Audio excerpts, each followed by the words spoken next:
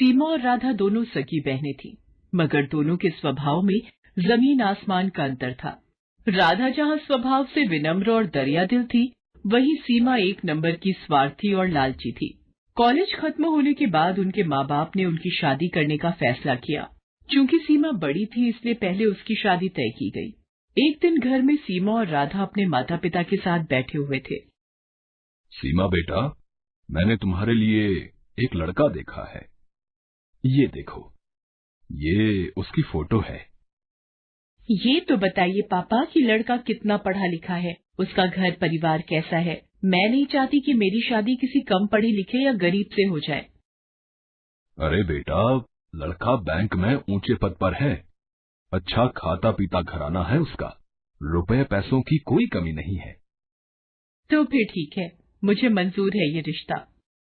निश्चित समय पर बड़े धूमधाम से सीमा की शादी कर दी गई। चूंकि सीमा बड़ी बेटी थी, इसलिए उसके पापा ने शादी में कोई कसर नहीं छोड़ी। उन्होंने अपनी हैसियत से ज्यादा खर्च किया इस शादी पर। इसकी वजह से उन पर अच्छा खासा कर्ज भी हो गया। कुछ समय बाद राधा भी शादी के लायक हो गई।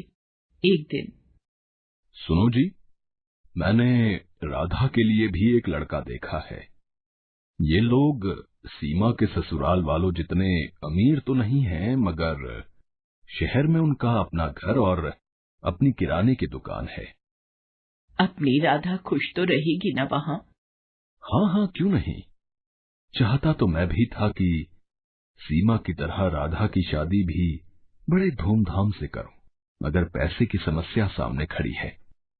कितने बड़े बड़े घरों में उसके लिए रिश्ता देखा, मगर पैसों की वजह से बात आगे नहीं बढ़ पाई।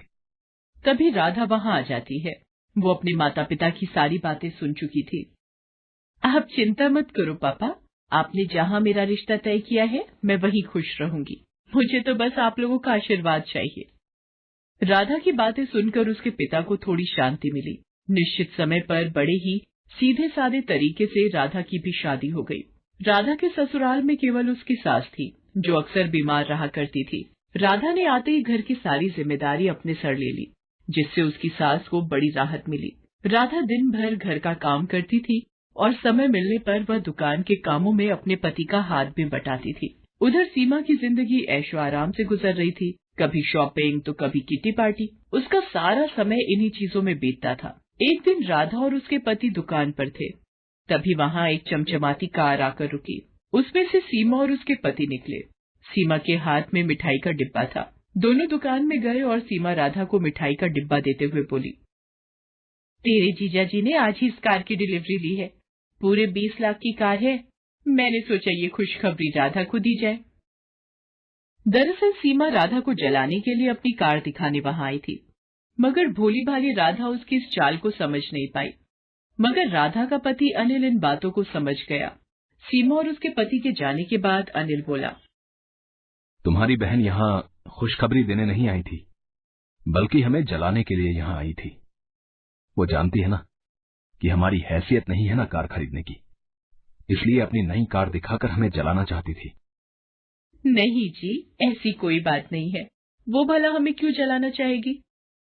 ऐसी ही बात है। उसे पता है ना कि मैं कभी कार नहीं खरीद सकता, मामूली दुकानदार जो हूँ, और उसका पति तो बैंक में बड़ा अफसर है ना।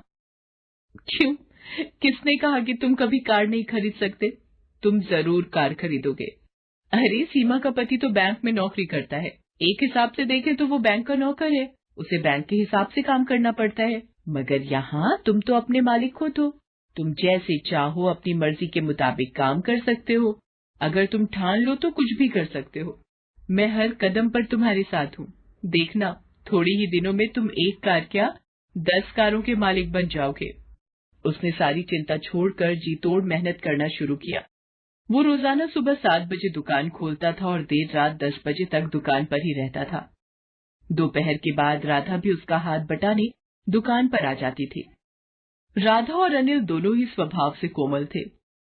ग्राहकों से बड़ी ही विनम्रता से बात करते थे। इसका नतीजा ये होता था कि जो भी एक बार उनके यहाँ से सामान ले जाता, वो फिर बार बार वहीं आता था। ग्राहकों को कम दाम में अच्छा माल देने के लिए राधा और अनिल ने एक शानदार योजना बनाई। वो दुकान का सामान शहर के व्यापारियों से न खरीदकर सीधे दिल्ली और मुंबई जैसे बड़े शहरों से मंगाने लगे। इससे ग्राहकों को भी अच्छा सामान मिल जाता था और दुकान में मुनाफा भी ज्यादा होता था। इस तरह धीरे धीरे कुछ ही सालों में अनिल ने राधा के नाम से कई किराने, फल, सब्जियों और डेयरी उत्पादों की दुकानों का शुभारंभ किया और उनका नाम रखा राधा ग्रोसरी मार्ट। अब अनिल और राधा की शहर में कई ग्रोसरी दुकानें थीं। उनकी गिनती अब शहर के जाने माने और अमीर हस्तियों में होने लगी थी। राधा की सास तो खुशी से फूली नहीं समाती थी। वो सबसे कहती थी, अरे मेरी बहू तो साक्षात लक्ष्मी का रूप है। वो इस घर में आई और देखो घर को क्या से क्या बना दिया। साक्षात लक्ष्मी है मेरी बहू। मिट्टी को हाथ लगा दे तो सोना बन जाए। एक दिन अनिल नई कार लेकर घर आया। अरे फिर नई कार ले आए? मैं कुछ नहीं कर रहा। ये तो तुम्हारी बात ही सच हो रही है। कौन सी बात? अरे तुमने ही तो कहा था ना कि मैं 1 नहीं 10 कारों का मालिक बनूंगा। लो, उनमें से 7 तो आ गई, बस अब 3 और बची हैं। राधा खिलखिलाकर हंस दी। चलो इसी खुशी में तुम्हारी बहन के घर मिठाई दे आए। दोनों मिठाई लेकर सीमा के घर चले। कार से उतरकर दोनों उसके घर के अंदर पहुंचे। अंदर सीमा और उसके पति में लड़ाई चल रही थी। इस लड़ाई की धुन में उन्हें पता ही नहीं चला कि कब राधा और अनिल वहां आए। अरे मैं पूछती हूँ कि जरूरत क्या थी बैंक में पैसे गबन करने की?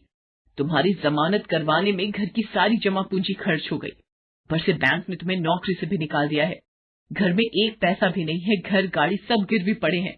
तुम्हारे एक गलत कदम ने सब मिट्टी में मिला दिया। मैंने क्या अपने लिए बैंक से पैसे गबन किए थे? ये सब तुम्हारी वजह से हुआ है।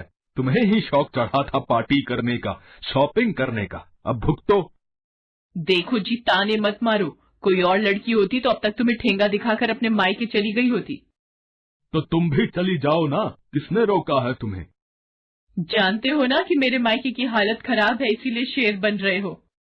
अभी वो लोग झगड़ ही रहे थे कि उनकी नजर अनिल और राधा पर पड़ती है। सीमा रोते हुए राधा से लिपट जाती है। अरे आप लोग यहाँ, मैं आपको कुछ कहने की जरूरत नहीं है। हम लोग सब जान चुके हैं।